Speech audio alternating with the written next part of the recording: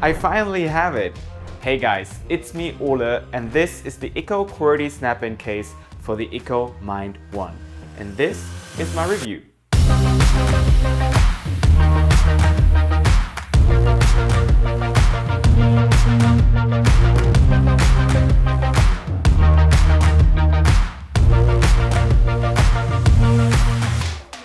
IKKO has sent me an amazing package that not only included the IKKO case, but also some nice merchandise like hats and a bag.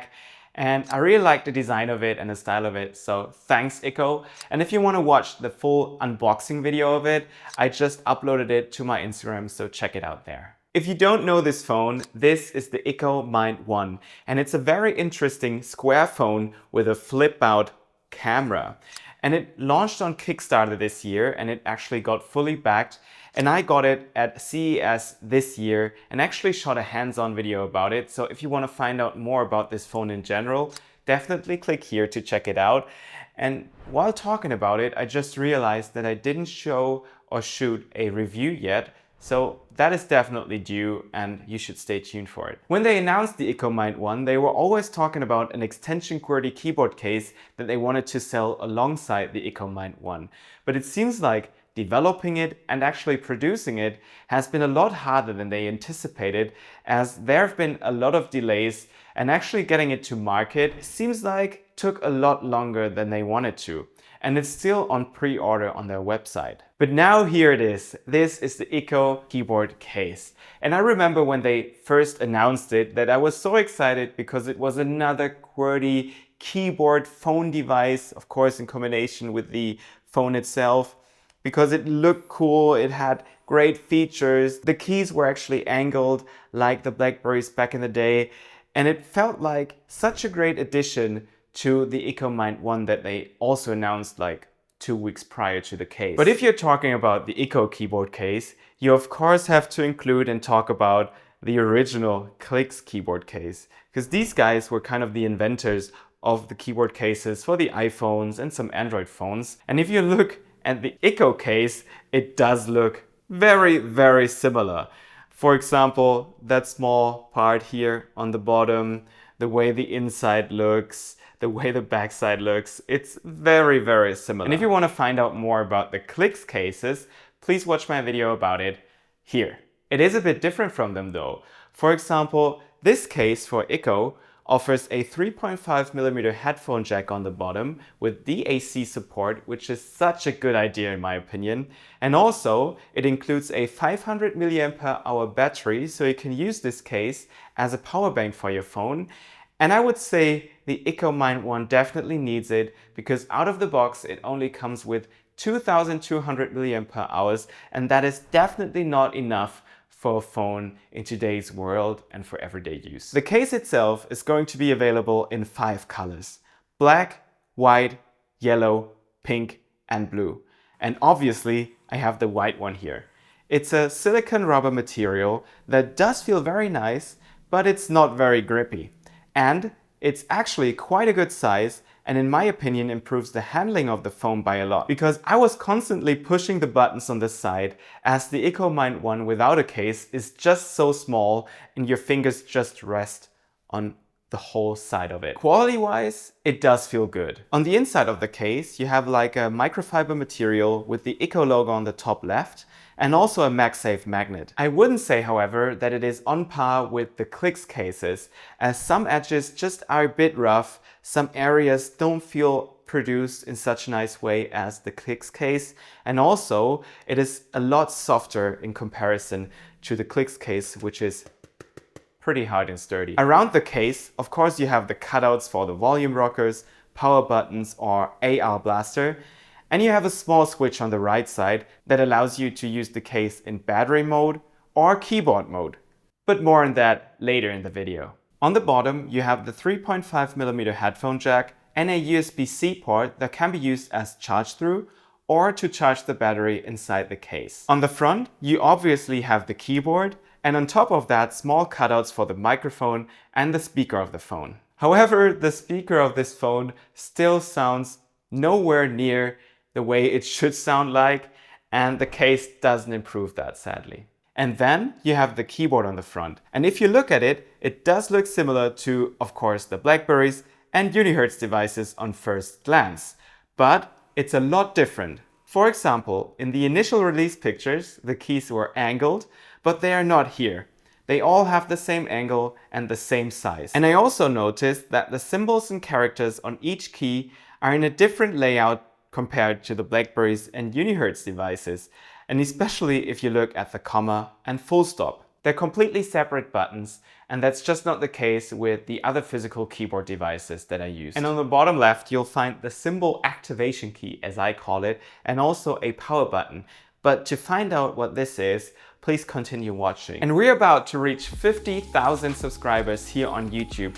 And when we reach the 50,000 subscribers, I will give away a Clicks Communicator or Unihertz Titan 2 Elite. So if you want to win that, please subscribe to this channel and stay tuned for my video where I give away the phones.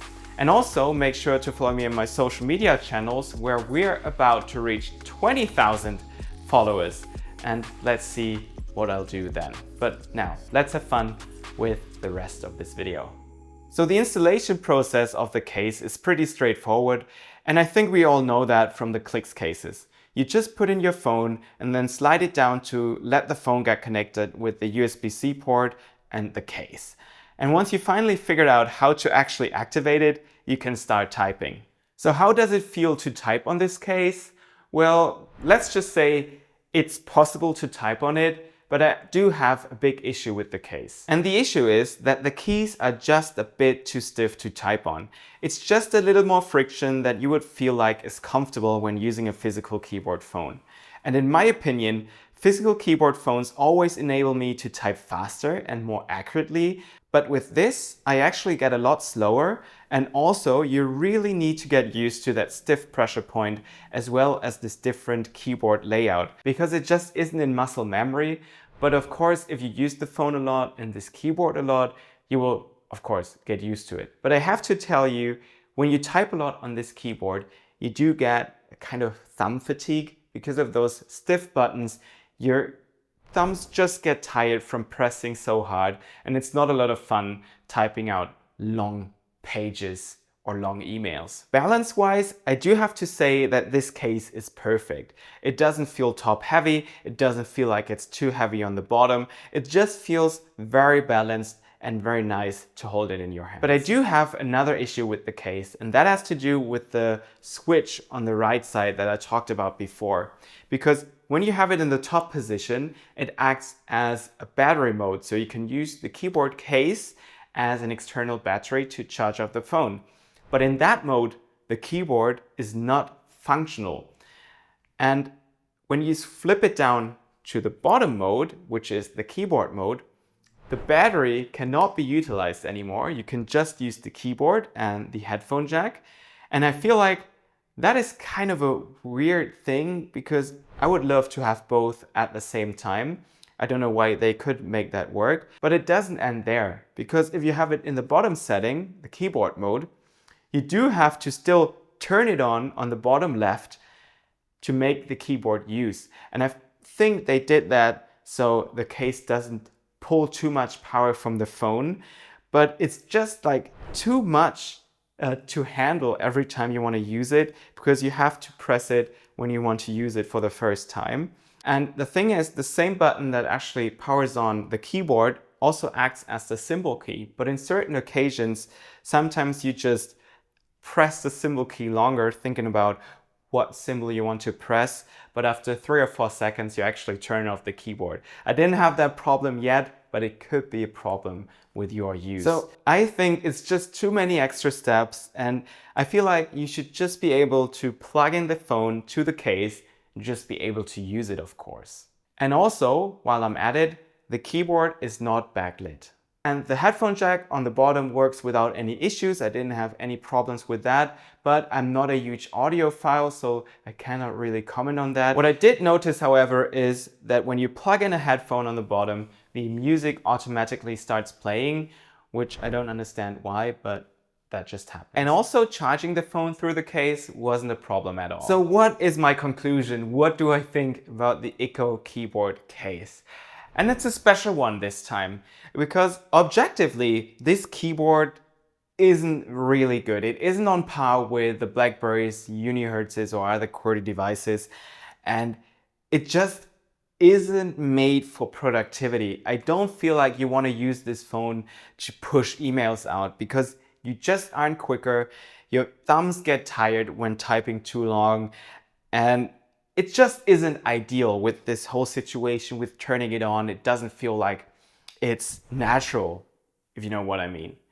But why is it special in this case? Because IKKO doesn't market it as a productivity-focused phone.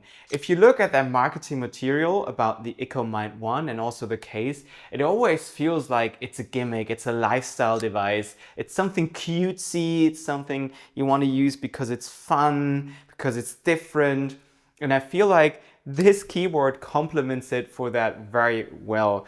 Because if you just see this as an accessory, you don't have to have the best keyboard. You don't have to have a keyboard where you want to be productive with. It's more about having it and being seen with it and having fun while occasionally using it, if you know what I mean.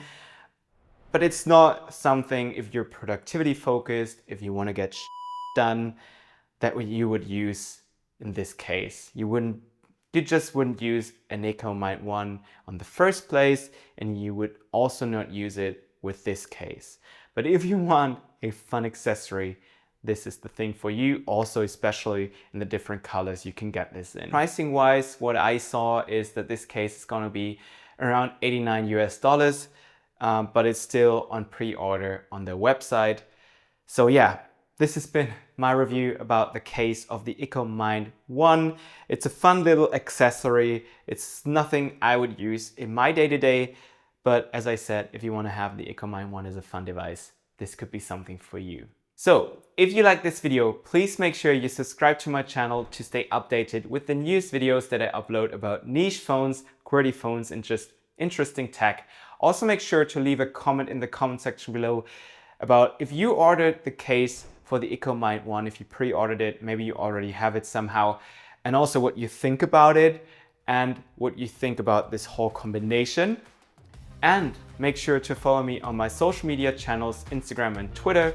I upload a lot of stuff on Instagram currently, and also don't forget to give this video a like if you liked it.